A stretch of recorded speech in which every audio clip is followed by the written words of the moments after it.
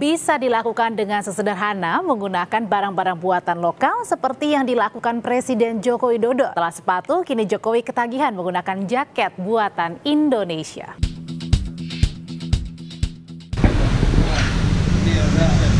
Ini ada brand lokal Solo nih. Ada obat.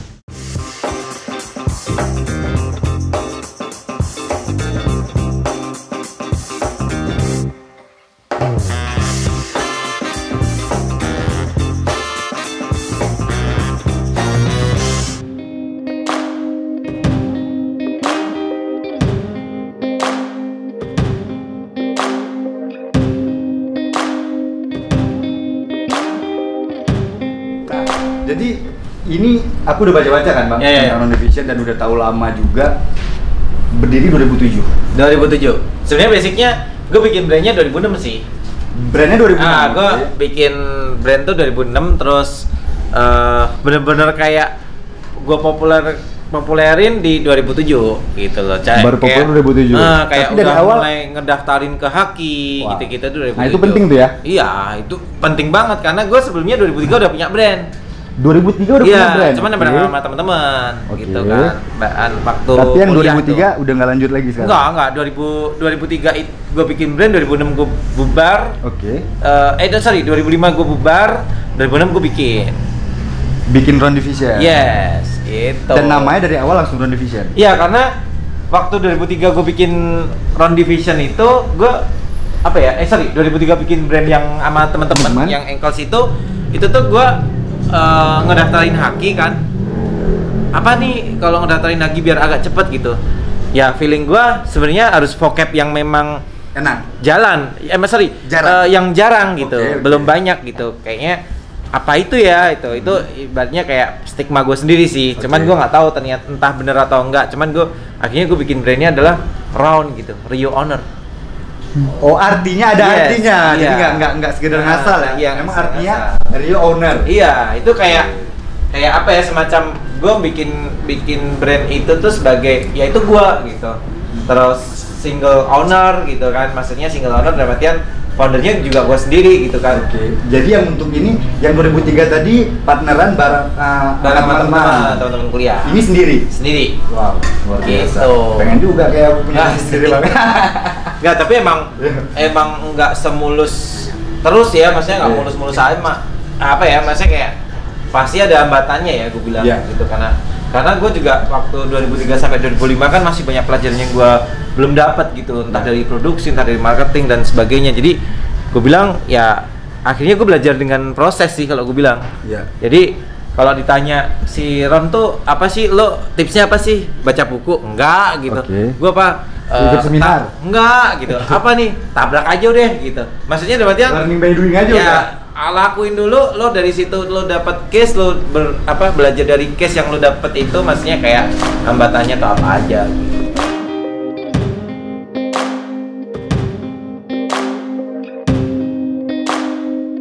Ya sih kalau gue bilang nggak ada yang instan, iya pasti orang ibarat kata kalau kita ngomongin Rio, lo selama bisnis lo bisa menikmati hasil lo tuh kapan? Sampai sekarang sebenarnya kalau gue dibilang gue belum menikmati bro gitu. Belum sampai sekarang. Ibaratnya kayak gitulah, maksudnya gitu lah ya. Ibaratnya kalau kita ngomongin lo punya keuntungan 100% keuntungan lah talah ya. Lo bakalan berapa yang lo mainkan gitu kan? Yang lo mau jajakan tuh berapa gitu. Sampai sekarang sebenarnya gue puterin terus sih. Gue puterin. Biar ibaratnya mau bangun empire lah ya, bangun kerajaan terus lah ya. Pertama, gue belum TBK ya. Berarti ada goals ke sana. Maybe ya. Amin lah ya. Cuman pengen nyiapin dulu internalnya, kekuatan kayak internal gue sih secara manajemen juga gitu. Itu sih. Jadi kalau gue bilang ya, dan gue senang orang yang dengan yang namanya membuat ya, meng-create sendiri. Jadi sampai sekarang tuh sebenarnya gue masih turun sendiri ke produksi. Serius? Yes. Apa ngedesain juga? Nge-approve desain mungkin juga? Iya, approve desain iya, ikut ngonsepin iya. Gitu, karena passion ya, itu passion sih kalau bilang. Purchasing tapi lo nggak tahu ilmunya dulu, percuma dong. Iya, benar nggak sih? Benar. Iya. Kejadian lah tuh macam-macam ya. Riskan lah ya.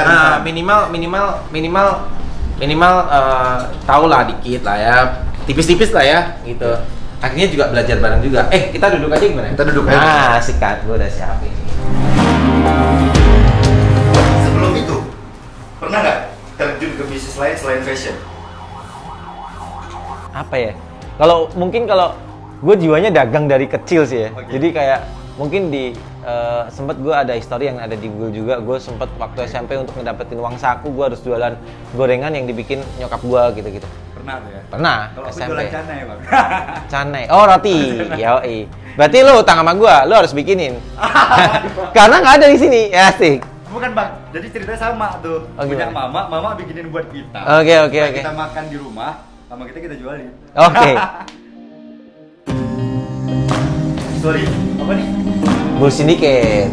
Bull Syndicate. Nah, Yoi. kenapa? Tapi punya abang juga? Iya, jadi gini. Satu toko, 2 brand, itu gimana tuh bang? Jadi dulu sebenarnya Round Division tuh ini nih, kecil nih. Segini doang nih. Sebenarnya ini ya, Round Division samping dulu. tuh coffee shop. Punya orang juga. Punya orang juga? Punya orang. Di akuisisi sekarang? Akuisisi enggak, tapi mereka kayak karena emang di Jakarta nggak bisa maintain, akhirnya dioper kontrak ke gua. Gitu. Jadi dipindah lah Round Division dari ini kan lebih dari kecil, ya, terus lebih gede. Ini buka Bull Syndicate? Belum. Ini masih si Round juga waktu itu. Jadi emang ada 2 toko. Waktu itu kita juga sebenarnya berdoa semoga ini samping jadi toko kita. Meskipun sebenarnya kita nggak kuat waktu itu untuk oper kontrak gitu.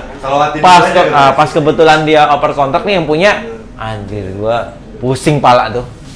Pusing pala. Ya gua nggak ada duit untuk oper kontrak. Iya, tapi pengen banget. Pengen banget. Udah kan. Gue mikir. Coba gue langsung apa ya waktu itu ya, gue lupa. Settingannya adalah gue mencoba untuk negosiasi nih. Gue bisa bayar nih.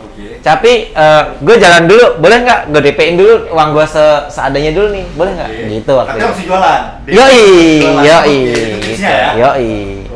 Itu karena gue belum apa ya, mau menggunakan bank juga belum punya jaminan gitu-gitu kan waktu itu. Tahun berapa tuh bang? 2000 2009. Oh, berarti 2009 orang tuh udah segede ini? Iya. Wow. Gitu. Ya gede. Kita jalan 2016 tuh. Ya gue punya hobi tuh emang dari dulu meng-create, terus suka sepeda. Sepeda pasti di custom gitu-gitu. Akhirnya sempet 2012 tuh mainan motor. 2012 mainan motor di custom gitu kan, seneng kan meng-create. Akhirnya gue sempet si brand gue nih kayak terkontaminasi gitu kan, brand Round-nya sempet terkontaminasi tentang apa, desainnya tuh ngarah ke motor gitu. Karena abang tadi hobi motor. Yes gitu kan ya. Hobi modif jadi ke distract dikit ya dulu. Gini lah ya, kita kalau ngomongin desain pasti kan nyempet sedikit dengan apa yang kita lihat, apa yang kita suka kan pasti. Betul. Secara warna, coloring, secara tes tatanan komposisi kan pasti kayak gitu tuh. Betul. Terkontaminasi, akhirnya gue harus bikin brand nih. Gue nggak mau hobi gue ini ngerusak brand gue yang pertama ini gitu kan. Akhirnya gue bikin brand. Gitu. Nah 2016 gue bikin brand Bull Syndicate.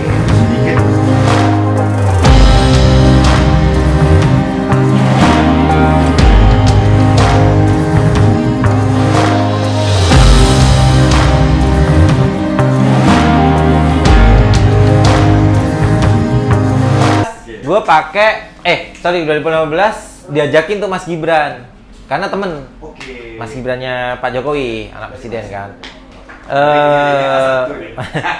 Diajakin motoran, diajak syuting waktu itu di salah satu acara Mata Najwa di Solo waktu itu. Di Solo. Jadi ceritanya Mas Gibran tuh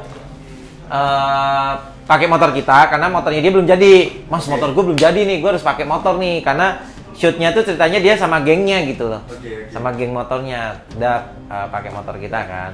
Terus dia tiba-tiba, bisa nggak sih temenin temenin saya untuk seolah-olah jadi, bukan seolah-olah ya, emang kita sering motoran bareng. Kita ceritanya datang ke Mata Najwa nih bareng sama Mas Gibran ke sana. Ngiringin Mas Gibran sekali, kita bawa motor juga. Udah dia punya cerita, Mas gue udah ngerepotin lu nih, gue harus bayar berapa? Gue ditanya anak presiden kayak gitu, kelebak dong ya. Udah Mas pakai aja kata gue gitu kan. Tapi gue nggak berharap dapat proyek sih sebenarnya, nggak berharap, nggak ada politikan ya ini ya. Terus habis itu Mas Gibran Pak, gini deh, gue pakai jaket lu, gitu. Jaket buat syuting. Ya udah, pakai jaket bla bla bla bla bla. Oke, berjalan syuting Mata Najwa, keren sih itu. Masih tuh sebenarnya orang belum ngeh dengan Bull Syndicate. Belum ngeh. Selang 2 minggu acara itu selesai, Mas Gibran tuh tiba-tiba telepon. Mas, lo masih punya jaket yang gue pakai size L nggak? Oke. Nggak ada mas, udah habis, orang gue bikinnya dikit, tapi gue masih nyimpen satu nih, punya gue sendiri, belum gue pakai, masih dalam plastik gitu kan, masih label gitu. Terus akhirnya, emang yang kemarin kekecilan mas? Enggak, buat bapak. Wih, langsung mas waktu itu, oke sih mas, gue siapin toko, gue antar kemana nih, kata gue gitu kan, gue tambahin t-shirt gitu-gitu kan. Enggak mas, nanti biar ada yang kesana aja beli. Dia ngomong beli, nanti kita siapin beli. Kalau nggak beli, kalau nggak boleh beli, kita nggak jadi bapak. Kalau dikasih for free nggak mau, mau beli. Ya, bahkan bonus yang gue kasih aja itu juga dibayar. Tadi niatnya mau ngasih hadiah lah. Iya gitu. Dibayarin juga. Yes, ya udahlah. Ya gue nggak tahu karena gue nggak ketemu juga. Waktu itu juga ngambilnya nggak ngabarin, tiba-tiba udah nggak ada barangnya. Gitu. Ya ambil, udah tuh selang kayaknya 2 minggu gitu, 2 minggu tuh tiba-tiba viral jaketnya. Gara-gara waktu itu pas acara Asian Games, pas penyerahan hadiah apa-apa gitu Asian Games ya, terus viral itu. Si Adit yang ngurusin si Bull Syndicate semuanya ini, general manager gua itu sibuk udah, dan dia pun tuh nggak ngeh, kita nggak ngeh kalau tiba-tiba kita dihubungin dari media-media, detik.com lah, Kompas lah, banyak banget lah itu, kita sampai kebingungan. Jaket yang dipakai yes, presiden. Itu. Dari situ langsung meroket terus tuh. Meroket secara nama ya. Secara nama. Nah, secara nama. Kalau secara, dan kebetulan pas itu kita nggak tahu juga, tiba-tiba bapak tuh juga pakai jaketnya Bull Syndicate lagi yang warna hitam. Oh jadi ada beberapa tuh yang dibeli sama beliau. Tapi itu nggak tahu belinya kapan, rilisnya tuh beda bulan. Setelah itu yang hitam tuh, gitu. Nah itu. Secara nama, secara order pun juga ada, cuman emang kita discontinue untuk jaket-jaket itu, gitu. Ya biar limited juga gitu kan. Satu itu, yang kedua akhirnya juga orang banyak ngejual yang mereka habis beli dijual tapi harganya melambung. Kita bandrol cuman 500, 3,5 apa 500 gue lupa. Jadi orang ngejual ada yang 7 juta, ada 8 juta, iya, ada 8 juta. Bahkan sempet gue bikin rilisan lagi cuman 100 atau berapa itu terakhir kita jual di sini tuh. Coba dong, ada berapa yang tinggal berapa ya waktu itu, tinggal selusin, coba dong dibanderol 1,5, laku aja, laku. Dan itu mereka jual berapa, 2,5 juta. Ada lagi nggak tuh bang, barang-barang yang 500.000 udah aku jualin 7 juta? Itu berapa gila persen ya, cuman terus akhirnya gue nggak merasa menyesal, tapi lebih akhirnya gue bisa berbagi lewat Bull Syndicate. Iya, reportnya lebih berbagi dengan teman-teman atau orang-orang yang mungkin resell barang-barang kita itu, jadi lebih seneng gitu loh. Kita lebih kayak ngerasa apa ya, ada kepuasan juga. Kepuasan mereka bisa berbagi sama kita, bisa berbagi sama mereka, itu aja sih.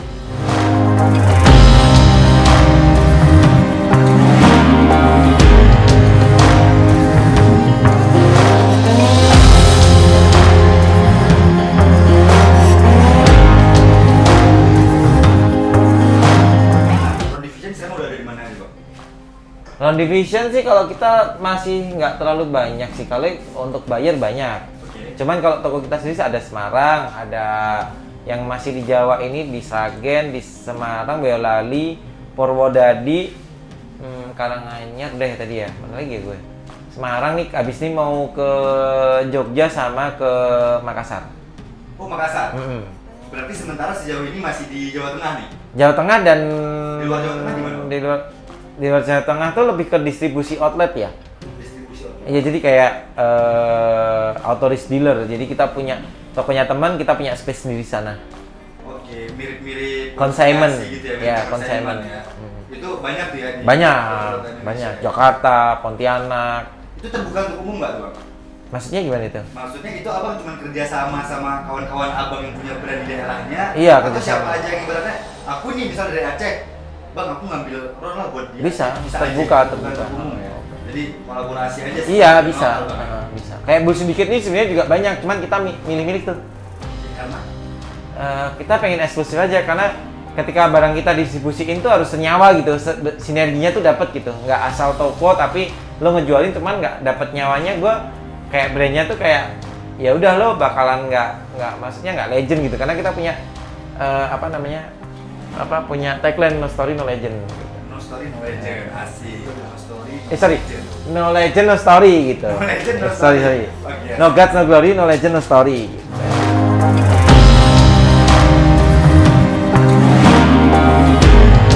Gini, ada satu kata yang enak banget. Lakukan yang terbaik, ya kan? Okay. Jangan pengen jadi yang terbaik. Jangan pengen lakukan yang terbaik, tapi jangan berharap jadi yang terbaik. Nah, karena kalau udah merasa terbaik, lo nggak akan lakuin apa-apa gitu. Oke, dan nggak akan belajar. Jadi ngeliat orang juga. Ya lo mentok aja di situ gitu.